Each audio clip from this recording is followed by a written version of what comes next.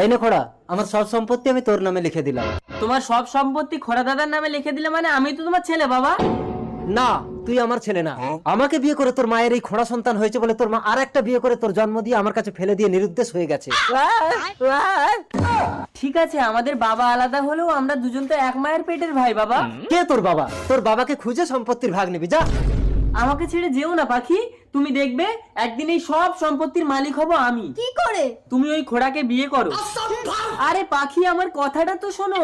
বলো। তুমি খোড়াকে বিয়ে করে ওই বুড়োকে আর খোড়াকে বিষ খাইয়ে মেরে দাও, তারপর এই সমস্ত সম্পত্তির মালিক হবে তুমি, আর তুমি মানেই আমি। উফ, ভালো লাগে না। বৌমা কোথায় গেল খোড়া? তুই তো আমার এই বিশাল সম্পত্তি সামলাতে পারবি না, তাই আমার সমস্ত সম্পত্তি আমি বৌমার নামে লিখে দিয়েছি। এই নে, বৌমা আসলে এই দলিলটা দিয়ে দিবি। বাহ পাখি।